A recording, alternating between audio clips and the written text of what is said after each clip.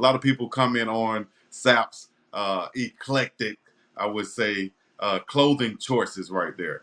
Has a brand deal, I think, or he wears a lot of Oahu golf apparel, which is out here in Hawaii, which is based a company based here. So um, you see Sapp doing his thing. As he said, the defense line might have to have some screws loose, but they're still focused and understand what they're doing. I think he epitomizes that. Oh, absolutely. Look, let's keep it just a thou wow, like we say back in the South. You've got to be half crazy to do this. Like this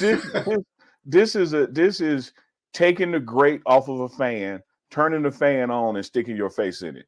That's what it's like playing defensive line. It is aggressive contact every snap of the game. You are hitting somebody, and somebody is hitting you. Maybe when the game is out of reach and somebody's in victory formation, you just get up and tap each other. But otherwise, every snap of the game is a car wreck. You got to Yeah. love it and want to do it. And like Coach Sapp says, you got to love the taste of your own blood in your mouth because you're going to bleed in a game. It's going to hurt, but you got to find some kind of pleasure and pain to get up and keep going. And what he is simply this. Warren Sapp is comfortable in his own skin. He's not Right. interested in what you think about the color of his pants. He doesn't care what you think about his mohawk. He is his own man. He shows up. And as he'll tell you, you're going to hear him way before you see him. You know he's in the building because his voice is traveling and is booming. But he loves being in here and he loves coaching. And here's something I want to tell everybody out there. It's not just Warren Sapp. When you look at Damian Lewis, D-Lew, when you look at Vincent Dancy, former head coach at Yeah. Valley, and what the three of those guys are doing together for this defensive front, from the edge rushers to the line, it is unbelievable. The chemistry they have is like they've been working together for years. They're on the same page communication wise. This is a coaching that's coaching like from a love standpoint versus an anger standpoint. Sometimes you get those drill sergeant kind of coaches and there's a lot of barking. These guys are coaching with instruction and technique and motivation. They get it. I can't wait to see the results. Yep. And from you guys' video, I can see the chemistry, like you said. It's like the three brothers are working together to come for a common goal. There's nobody saying I'm the head this, I'm head. No, we all working together. And Dancy respects, what they bring to the game. They respect what he brings to the game. All of them have that same look like they're on the same wavelength as far as fiery coaches.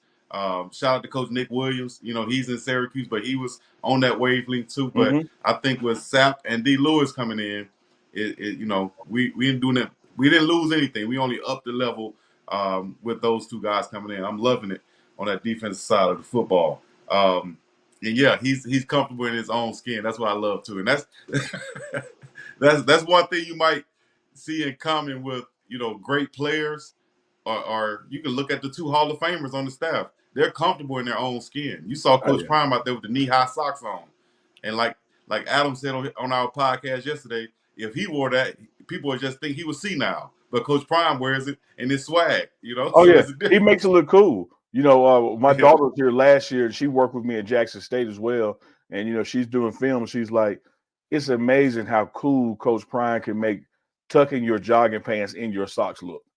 Like he would wear those long socks and tuck his pants into the socks. And you like, damn, man, why ain't I thinking that? But you walk out the house, you like, no, I got to change. I can't do this. But they can yeah, pull it off, man. They can pull it off.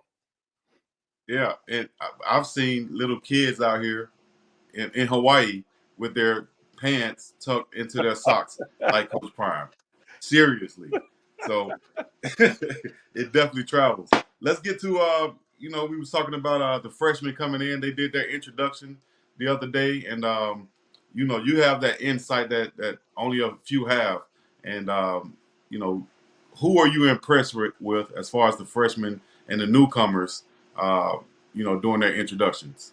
Oh, all of them, all of them. I'm going to tell you why. They will tell you that comparison is the thief of joy. That you shouldn't Right. compare things. Like when you got some, don't compare it to what you used to have or anything like that. Measure it Yeah. for itself. Well, bump that. I got to compare what we got now to what we used to have.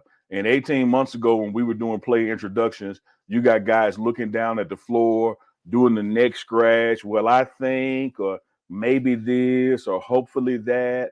These guys walk in this room and they stand there and say, man, I'm here because I like what y'all guys are building, and I believe I can help us win the national championship. You guys walking up there saying, hey, I'm here to take somebody's job. You got guys walking up there saying, man, I'm here to bring the best out of myself and y'all so we can win a bowl game. Hey, man, I want us to be undefeated. I want our quarterback to never be sacked again. You have that kind of mentality in the introductions, and you compare that, culture-wise and what that infuses into the locker room.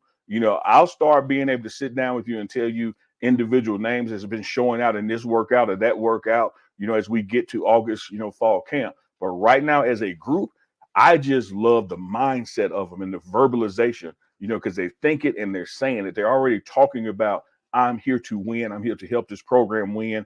I'm here to get us a bowl game, a national championship. The whole mindset is totally flipped. A lot of people are underestimating what Coach Prime can do this year. But a guy like yourself, a guy like myself, who've been watching from afar since the spring of Jackson State, when he came in and he worked with those players, and it wasn't a favorable time right then. But then he reloaded. He did what he knew he was going to do. He said, "You better get me now," and he said the same thing this past season. So I'm sure that you're thinking in the mindset of me that this is reload time. This is the season now that we have the pieces in place to do what we're expected to do this upcoming season. How does it compare to Jackson State? I think it's the same thing. I tell people, man, I've been in this movie before, and I see the results of this movie. This is just, Coach Prime Part 2, because when he inherited a traditional program at Jackson State that had several down years, and he came in with that spring COVID season and was able to measure what he had and what he needed. And just like here at Colorado, started off with some wins and everybody got excited, and then the wheels kind of came off and you didn't finish, the season as you had hoped. And that's when he said at Jackson State, you better get me now because you won't be able to get me again. And the same thing happened, flip the roster. You come into what was his second season at Jackson State. We go undefeated in conference and win the conference championship. And that's the same blueprint that has happened here. If you look at, what happened in that season one, taking a team from 1 win to 4 wins, flipping the roster, getting more pieces in, getting more talent, getting more depth. This is the season, Big Dog. This is the season where you're going to see this team go past 4 wins, get above 6 wins, get a bowl game, and really compete and have a chance to be in that Big 12 championship. And, as you know, because of the new playoff rules and now being a Power 4 versus a Power 5, you win that game, you're in. And right now, Right. people can say all they want to say about what they don't think Colorado is going to do. But last I heard, everybody lost except Michigan. So we're all starting from the same place because they're the champions. And now you have a blueprint of success that he created at Jackson State, and how you take that second year and you take off running and you do it again the third year as well. So I'm anticipating, that Miss Peggy's going to get to a bowl game just like Coach Prime has promised her and guaranteed. I see this arrow pointing way up on this team as far as performance and the number of victories we're going